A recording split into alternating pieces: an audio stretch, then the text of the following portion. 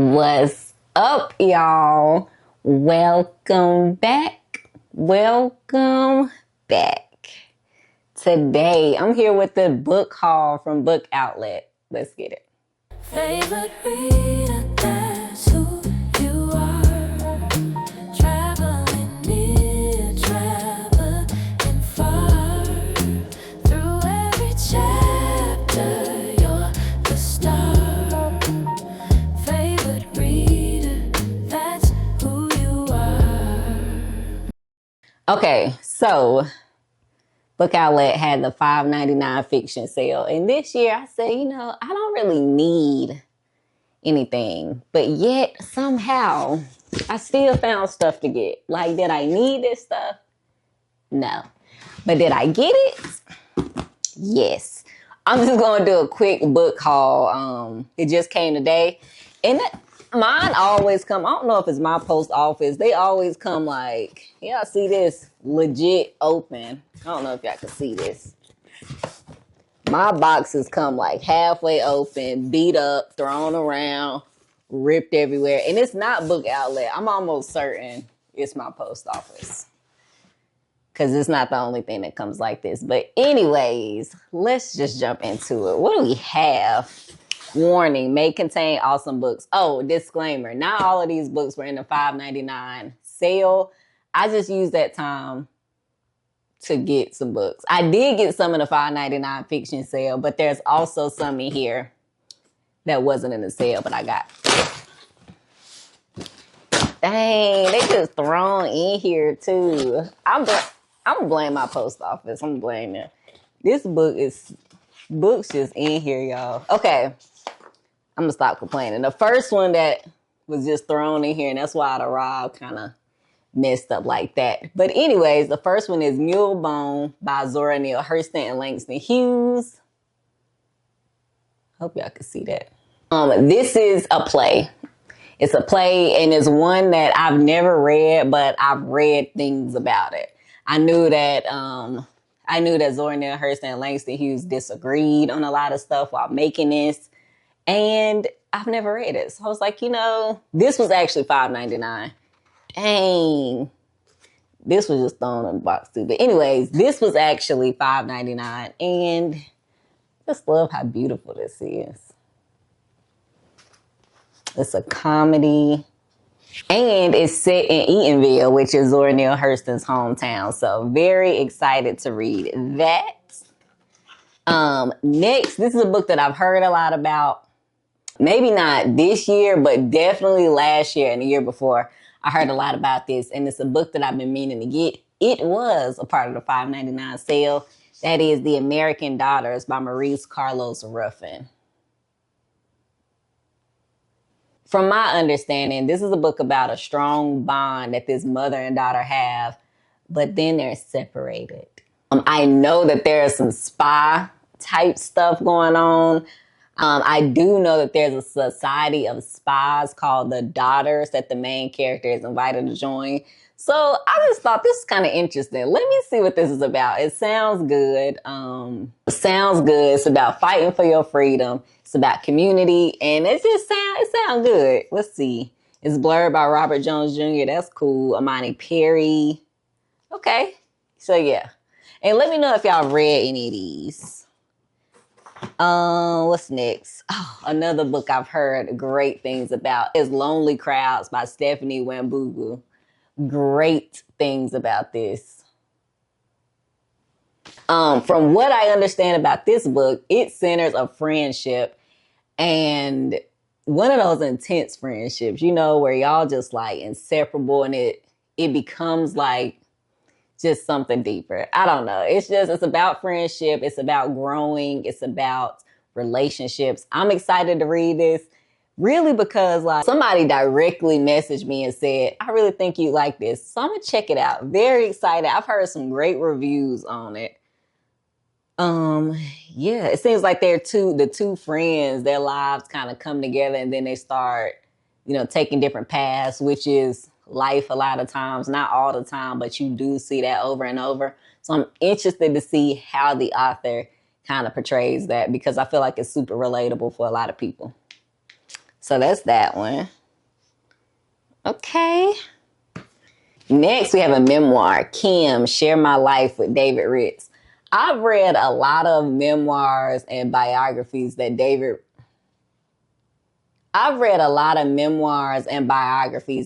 Ritz has written. I like his writing style when he's like telling about somebody's life. I like the input that they give. I like how it's like real candid at times. It's raw.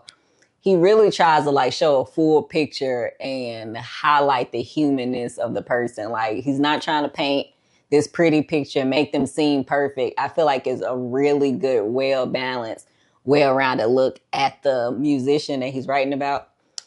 And I don't know much about Kim. I know I like some of his music, but I don't know much about Kim. So I'm excited to see what his life has. It says a journey of love, faith, and redemption. Yes, can't wait to see what this is about. The one thing I do know about him is he was homeless at one point. So I really want to see like how he talks about that journey, like, and what I just can't wait to see what he has to say, like some of his experiences, his family life, you know, growing up in Detroit. So very interested in that. Okay. Next, we have a poetry collection. This is So to Speak by Terrence Hayes. I've never read a poetry collection from him, but I have read individual poems and I thought they were interesting and cool. So yeah, this is broken up into 3 sections. It's his 7th collection, which explores how we see ourselves and our world. Okay, mapping the strange and lyrical grammar of thinking and feeling. I'm very excited to read this. I see some creativity up in here. Anyways, very excited to read this and share it with y'all. This is my first full poetry collection by him, but I have like the individual ones. Okay, next we have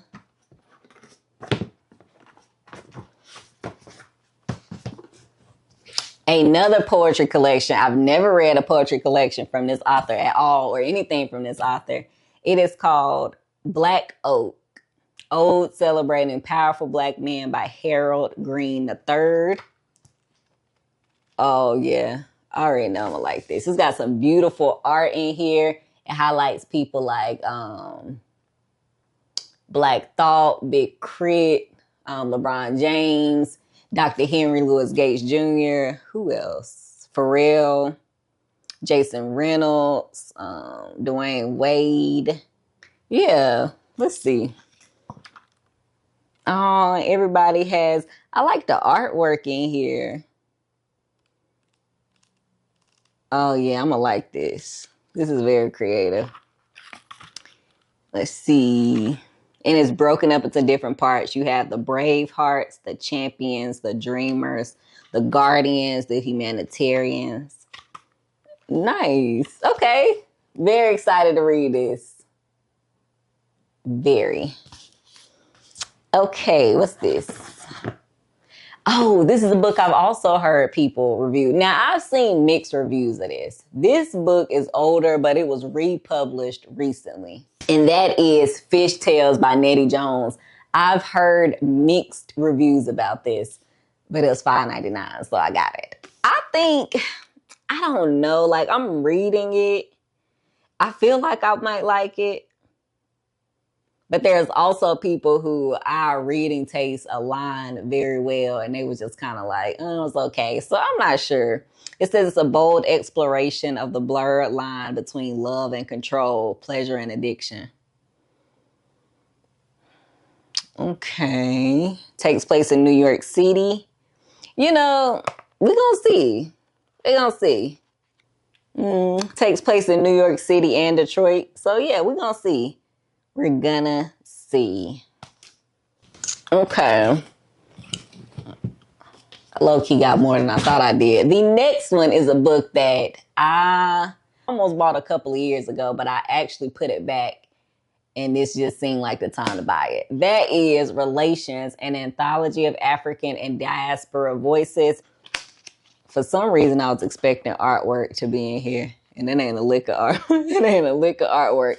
I looked at this and for some reason, I just thought it was going to be like littered with artwork.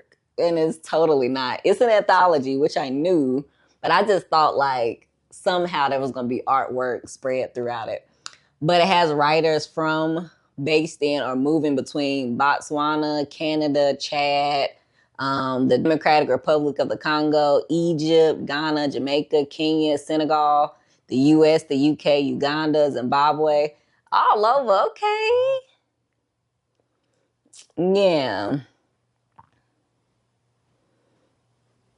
Very interested to see what's going on in here. This punctures the human illusion of separation. Okay, so it's full of stories, poems, essays, not a lick of artwork. Why did I think that? I don't know. Maybe because I saw the cover and it just screams like we're going to have some artwork in here, but it's not. But a lot of Black voices putting together, a lot of Black stories. Can't wait to see how this all comes together. I like anthologies. Sorry, y'all. My foot falling asleep. I like anthologies, but I do feel like I need to be like in the mood to read it. So like I will get to this, but it's not a book that I'm gonna be like just pick up and go through and read, because I really do feel like I need to like have myself in the right mindset to read an anthology. I like them, but I don't just pick them up on a whim. It's something that I'll be thinking about for like 2 months. And I'm like, oh yeah, let me go and pick that up. I got the space. I got the time. So yeah, we'll see. Love this cover. Okay. Next, we have Finding Mañana, a memoir of a Cuban exodus. This book I put on my TBR last year because it's the book that I'm going to be reading to fulfill my Cuba entry on the Read the World challenge. So I got that. It talks about revolution. It talks about her children fleeing, staying. That just, I can imagine that this is going to be a really good look at leaving behind everything you've ever known and everything that's involved in that. So yeah, I will be getting to this. I don't know when, this year for sure. Okay, and then look, I got a couple pictures in here. Okay, that's that. All right. Next, this one kind of thin. Oh, okay. I'm excited about this. I got this because, first of all, it's way thinner than I thought. I should have looked and saw how many pages it is. So y'all know I like Shakespeare. We know this. I'm not going to rehash what I said before. I wasn't going to rehash. But I saw this on their website, Jamaikespeare by Brenda Garrick. And this is like a Jamaican spin on Shakespearean plays. Like, it says a reimagining of Shakespeare with the Caribbean twist, containing reimaginings of Shakespeare's soliloquies and monologues that incorporate Jamaican patois. Jamaikespeare is an inventive and engrossing take on the bard's classic works. I can't wait to read this. I'm just so interested. It's so creative. Very interested to see how they pull this off and what they pull out. Let's see. It's short though. Seems like okay, y'all. I like The Tempest a lot. Okay, they use things from The Tempest, Macbeth, Henry V, Romeo and Juliet, A Midsummer's Night Dream, Twelfth Night, Hamlet, Richard III. Okay, how many? And it's 50 pages, so it is short. But I'm still gonna read it. Yeah, it looks like they have it formatted in like little poems. So yeah, very interested to read that. I just think it's a cool, creative, fun concept. Okay, what's this? Oh yes, I have The Shoulders We Stand On, How Black and Brown People Fought for Change in the United Kingdom by Preeti Dillon. I have never read a book about, well, I take that back. I've read books about like Black liberation in the UK, but they're few and far in between. So I'm excited to read this and see what this is about. think it takes place in this, like it goes over history in the 60s. Let me see. Maybe, like, I know the 60s is included, but it's talking about Indian liberation. It's talking about strikes, the Indian Workers Association. It's talking about immigration in a lot of ways. It's talking about, again, how community comes together to fight for change. So, interested to see what this is about.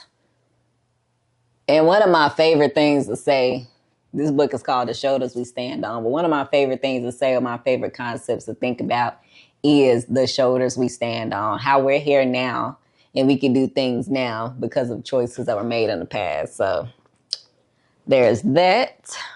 Okay, 2 more.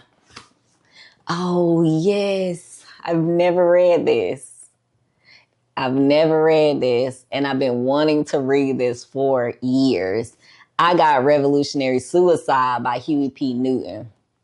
I've read an excerpt of this. Why did I read that? I can't remember, but I remember reading like a chunk. I mean, not much. It might have been like maybe 1 chapter or something before. And this is when I was like 21 or something like that. And ever since, I'm like, yeah, I'm gonna go back and read the whole thing. I'm gonna go back and read it. And I didn't. So I'm glad that I got it now so I can read it. Huey P. Newton was born in Monroe, Louisiana, and he was one of the founders of the Black Panther Party. So everything that goes along with that, you can imagine, is in here. Very, very excited to read this. I don't know why I haven't read this before now. I have no clue. But you know what? Here we are. We're here now. So yeah, that's that. There's only 1 more left, y'all. 1 more. Okay. The last book is Only God Can Judge Me: The Many Lives of Tupac Shakur by Jeff Pearlman. This is a book that I have been saying I was going to get since it came out, and I haven't. But I just got it. And I'm excited to have it. I have read like an unofficial biography of Tupac. And then I've read like his poetry collection and something else. I can't remember what, but I have read like one more thing about him. And they were good. They really were. But that's been years ago. It's been so long ago. I'm excited to read this and see. I already see some pictures in here. Okay, period. I want to see what Tupac got going on.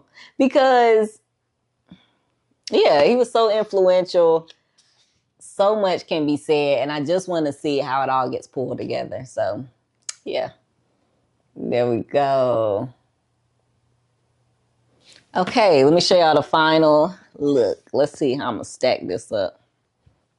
If y'all got anything from the book outlet sale, let me know what you got. What'd you get? I'm interested. I wasn't supposed to get anything. Between the book outlet sale and the Bath and Body Works semi-annual sale, I need to lock my debit card and stop using it because those two happening back to back. You know, what can I say? Okay, here we go. Bear with me. Then I'm on the wrong side. Hold on. Woo. Okay. This is the final look. Yeah, so that's what I got. What did y'all get if y'all got anything? Which one of these you think I should read first? Which one do you think I should read first? Let me know. Okay, that's it, y'all. I'm going to see you on the next one.